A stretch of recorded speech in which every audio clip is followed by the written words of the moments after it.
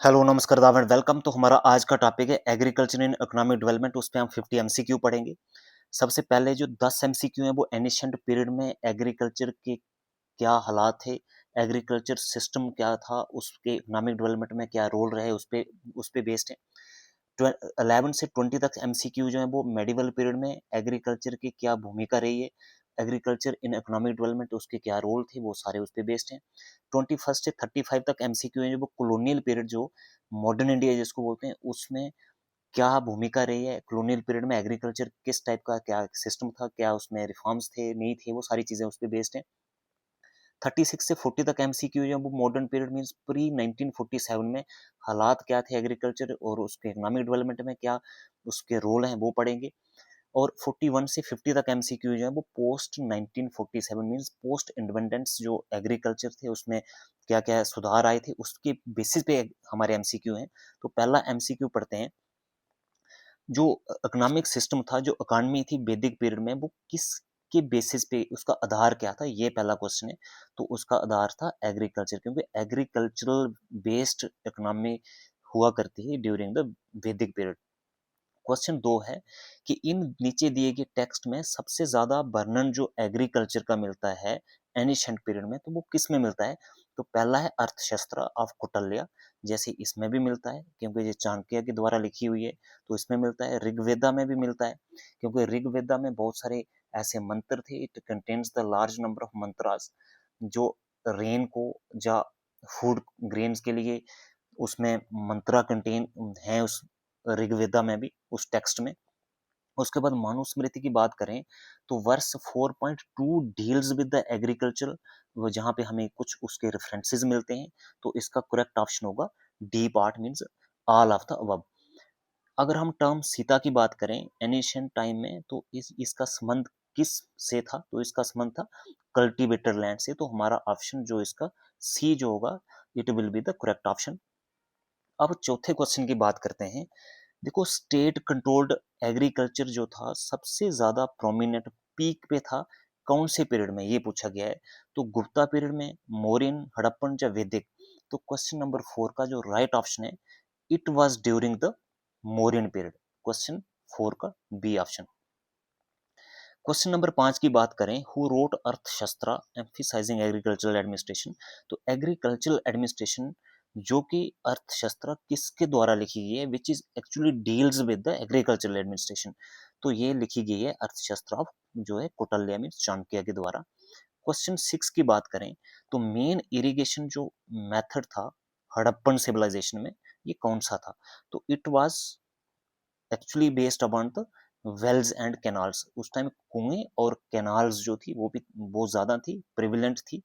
लेकिन tanks, rain fade और river diversification नहीं हुआ था इतना उस टाइम। तो हमारा ऑप्शन ए जो होगा वो करेक्ट ऑप्शन होगा क्वेश्चन नंबर 6 का। सेवंथ क्वेश्चन की बात करें, सेवंथ क्वेश्चन की बात करें तो लैंड रेवेन्यू पूछा हुआ है। In ancient India was generally, जो लैंड रेवेन्यू सिस्टम था, the collection of tax based upon the land और the agriculture produce, it was based upon the share of produce. देखो फिक्स्ड तो था नहीं, जो भी फार्मर या कल्टीवेटर्स होते थे जितना प्रोडक्शन निकलती थी, चाहे वो बीट हो, बार्ले हो या राइस हो, तो उसका कुछ हिस्सा जो था वो गवर्नमेंट को दिया जाता था। नेक्स्ट क्वेश्चन की बात करें, क्वेश्चन नंबर 8 की, विच crop was not commonly grown in ancient India. तो एंशिएंट इंडिया प्राचीन काल में हिंदुस्तान में, इंडिया में कौन सी नीचे दी गई क्रॉप जो थी वो नहीं उगाई जाती थी। तो क्वेश्चन 8 का जो राइट ऑप्शन होगा वो सी था, क्योंकि वीट, राइस और बार्ले ये स्टार्टिंग से एंशिएंट इंडिया में उगाई जाती थी, ये स्टार्टिंग से थी। तंबाकू जो था वो लेटर बाद में इंट्रोड्यूस किया था, इसकी जो हमने लागू की थी बाद में इसको कल्टीवेट किया गया था। तो क्वेश्चन 8 का राइट ऑप्शन सी होगा।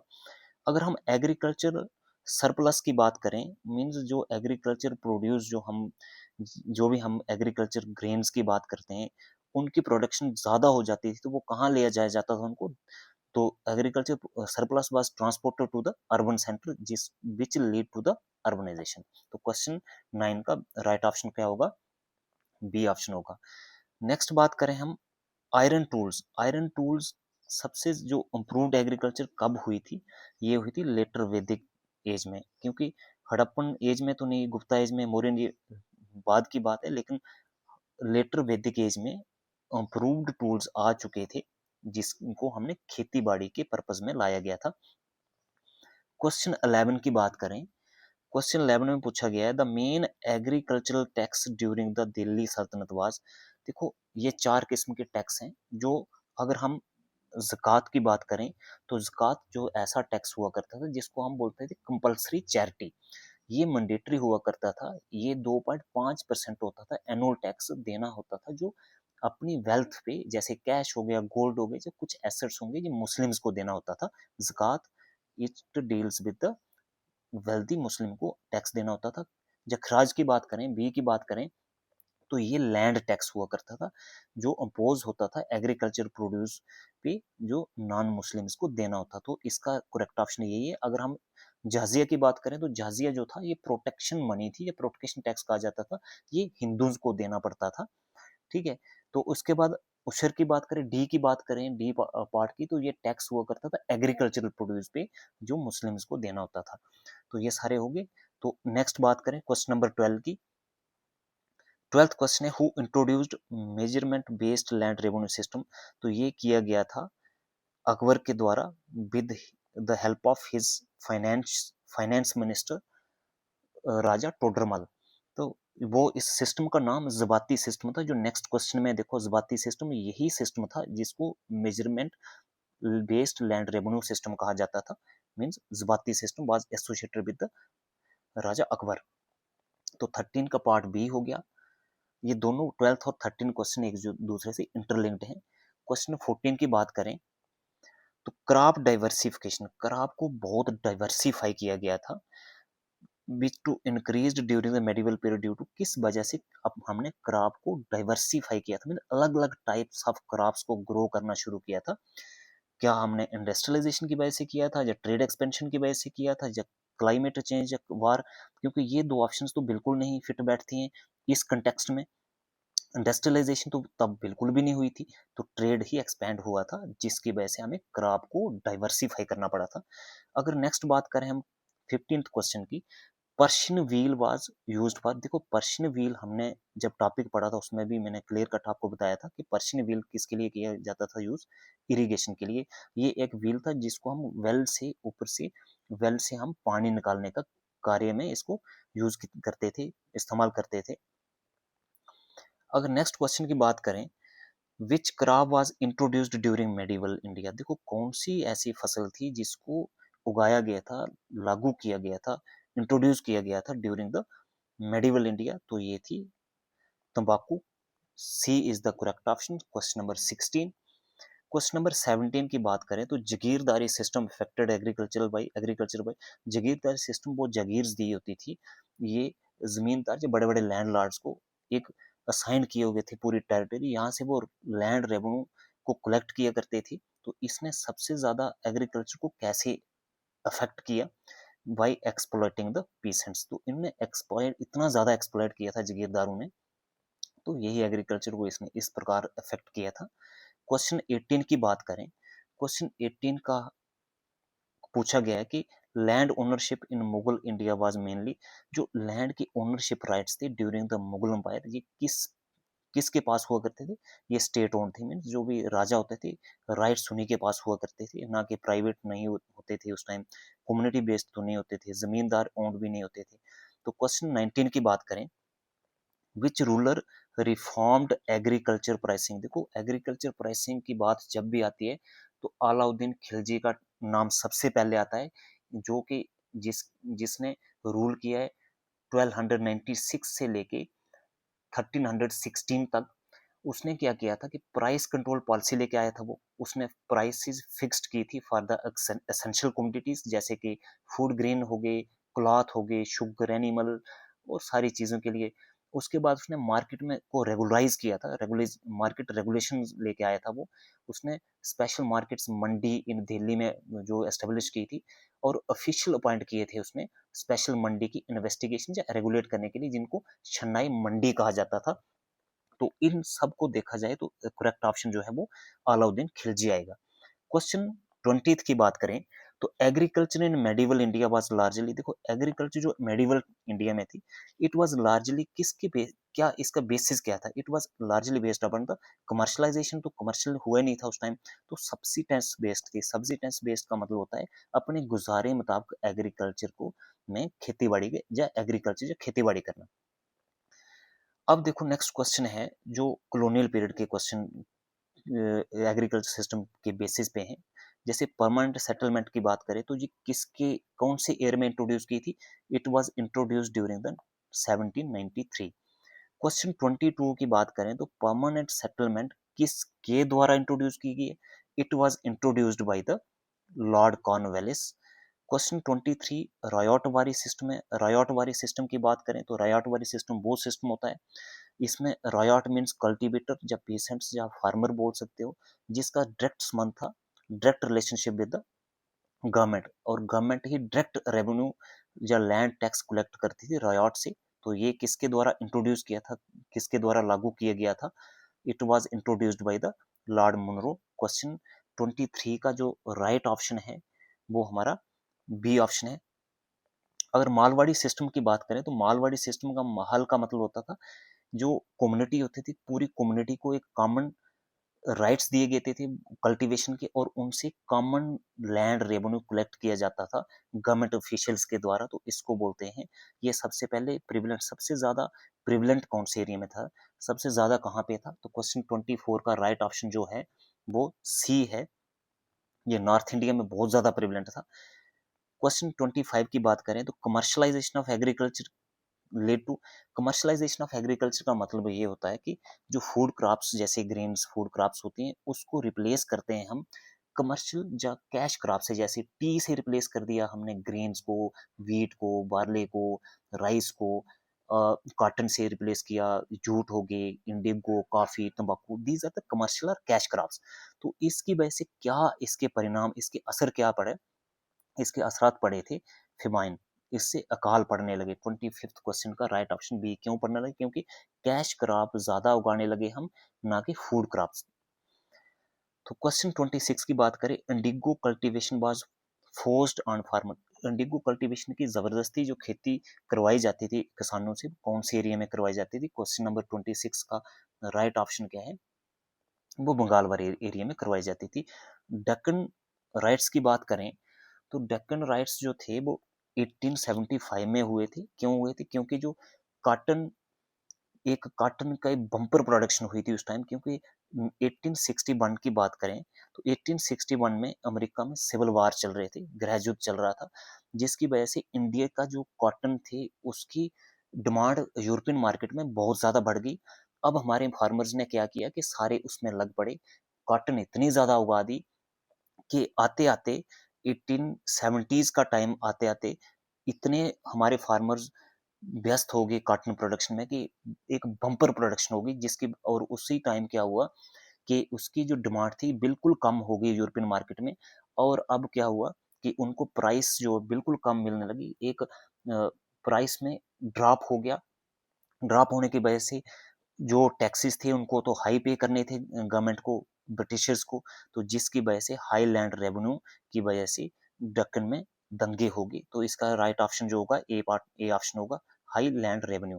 क्योंकि लैंड रेवेन्यू तो फ्लेक्सिबल नहीं था, लैंड रेवेन्यू तो उनको उतना ही पे करना था, लेकिन उनकी कॉटन बिकने ही नहीं लगी क्योंकि डिमांड कम होगी, तो जिसकी वजह से दंगे हो गए। अब क्वेश्चन 28 की बात करें तो ब्रिटिश पॉलिसीज जो थी वो किसका कारण बनी?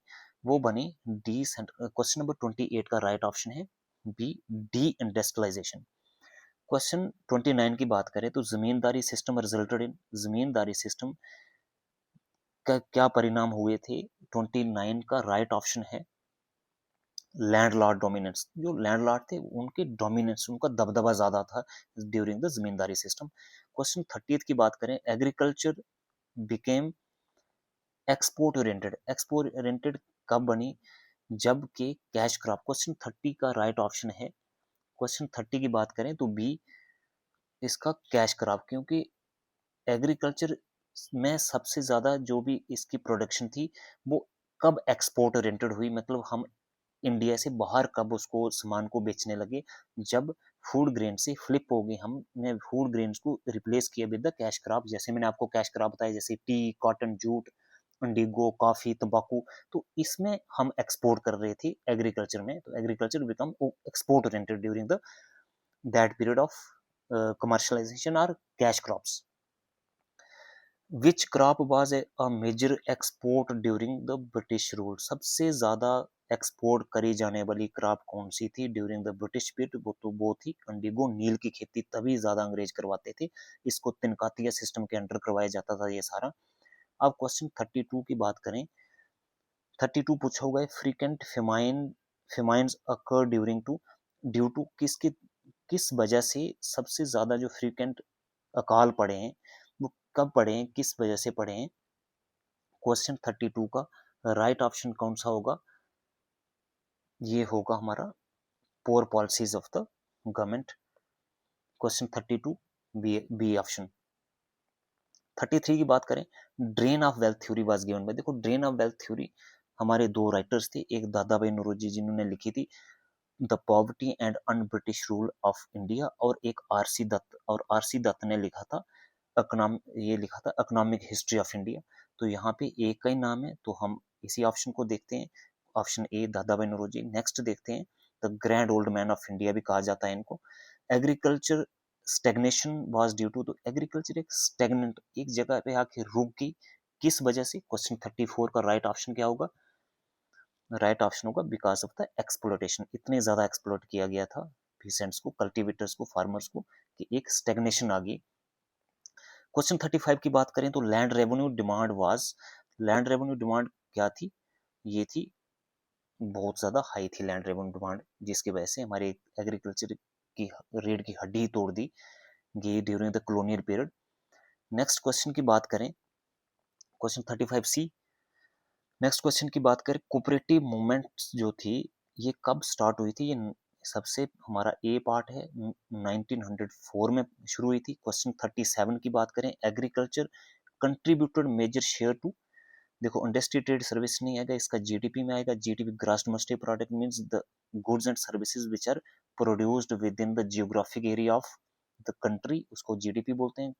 जितनी भी गुड्स एंड सर्विसेज प्रोड्यूस होती हैं उनकी पूरी जो मॉनेटरी वैल्यू होती है with in the geographic area of that particular country, उसको जीडीपी कहा जाता है। अब इरिगेशन डेवलपमेंट की बात करें तो इरिगेशन डेवलपमेंट रिमेन्ड, क्वेश्चन 38 का जो राइट ऑप्शन होगा वो होगा बी, वीक। 39 की बात करें, peasant movements emerged due to, तो पीसेंट्स मूवमेंट किस वजह से हुई? Emerge due to exploitation. Question 39 का बी जो होगा वो राइट ऑप्शन है। एग्रीकल्चर प्रोडक्टिविटी वाज, तो बहुत लो हुआ करती थी, क्योंकि बाद में इसको हमने आफ्टर इंडिपेंडेंस इसको HBY सीट्स आए, एम स्वामीनाथन का जिसमें सबसे बड़ा रोल है, लेकिन उससे पहले की बात करें तो एग्रीकल्चर प्रोडक्टिविटी बहुत ही कम हुआ करती थी। अब देखो पोस्ट इंडिपेंडेंस के बाद की एग्रीकल्चर की बात करते हैं। ग्रीन रेवोल्यूशन कब शुरू हुआ था? ये हुआ था 41 का राइट ऑप्शन जो है वो बी, ये हुआ था 1960s में। तो father of green revolution in India पूछा गया है, वर्ल्ड नहीं, वर्ल्ड में पूछेंगे तो ये करेक्ट होगा। इंडिया में MS स्वामीनाथन, वर्ल्ड में नॉर्मन वॉरलॉग। तो ये वाला वर्ल्ड में, ये वाला वर्ल्ड में, और ये वाला इंडिया में। अब ग्रीन रेवोल्यूशन फोकस किस पे करता था? व्हीट और राइस की मेक प्रोडक्शन को बढ़ाने में, to increase the production of wheat and rice. अब लैंड रिफॉर्म्स का एम क्या था? जो लैंड रिफॉर्म लाए थे आफ्टर आफ्टर द इंडिपेंडेंस हमने, उसका मेन मोटिव, उसका मेन पर्पस क्या था? उसका पर्पस था सबको बराबर की उसमें लाना, एट द इक्वल पावर पे लाना, सबको बराबर बराबर। जैसे किन्यों के पास जो लैंड थी वो सरप्लस में बहुत ज़्यादा लैंड थी, तो उसकी लैंड कुछ जो उसकी थी वो रीडिस्ट्रीब्यूशन ऑफ लैंड ही हमारा पर्पस था, कि जो लैंडलेस लेबर हैं या लैंडलेस पीसेंट्स हैं, फार्मर्स हैं, उनको भी कुछ कुछ लैंड दी जाए और सबको इक्वल लोकेलिटी पे लाया जाए। तो यही था क्वेश्चन 44 का right option B part, B option. Question 45 का है ऑपरेशन फ्लड। ऑपरेशन फ्लड को व्हाइट रेवोल्यूशन भी कहा जाता है, देखो ये वाला दिया हुआ है इसमें, इसको व्हाइट रेवोल्यूशन भी कहा जाता है। ऑपरेशन फ्लड किसके रिलेटेड है? It is related to the milk. Operation Flood means इसको व्हाइट रेवोल्यूशन भी कहते हैं, व्हाइट मीन्स क्या है, मिल्क प्रोडक्शन। तो इसका 46 और 45 एक दूसरे से इंटरलिंक्ड है। White Revolution means milk production को इंक्रीज करना, to enhance the milk production, इसको ऑपरेशन फ्लड भी कहा जाता है। MSP stand for MSP stands for minimum support price. ये इसका ये मतलब होता है कि जिस ईयर में जब भी किसी भी जैसे ग्रेन्स की प्रोडक्शन, वीट हो गया, राइस हो गए, उसकी प्रोडक्शन बम्पर प्रोडक्शन हो जाए, लार्ज स्केल प्रोडक्शन हो जाए, तो गवर्नमेंट एक रेट फिक्स करती है कि कम से कम इस रेट पे हम पर केजी इसको ओकायर करेगी, उसको बोलते हैं मिनिमम सपोर्ट प्राइस। मतलब minimum price fixed by the government to acquire the wheat और राइस और एनीथिंग जो भी जिसकी प्राइस उनके द्वारा फिक्स की जाए, जिसकी बम्पर प्रोडक्शन हो। क्वेश्चन 48 की बात करें, agricultural share in GDP. Agriculture share जो जीडीपी में है, now it is decreasing because of the share of services increasing, that's why the agriculture share जो वो डिक्रीज हो रहा है। तो क्वेश्चन 48 का राइट ऑप्शन जो है वो सी है। अब जो शेयर है एग्रीकल्चर का जीडीपी में वो कम हो रहा है because of the increasing of the share of services. अब क्वेश्चन 49 की बात करें, major challenge in Indian agriculture. आज के दौर में सबसे बड़ी चैलेंज एग्रीकल्चर में क्या है, वो है 49 का राइट ऑप्शन है हमारी आज के डेट में क्लाइमेट चेंज है। तो अगर हम इसकी बात करें, डबलिंग ऑफ फार्मर्स इनकम, ये हमारा टारगेट ईयर था 2022। तो इसके साथ ही ये टॉपिक हमारा खत्म होता है। जय हिंद, जय भारत।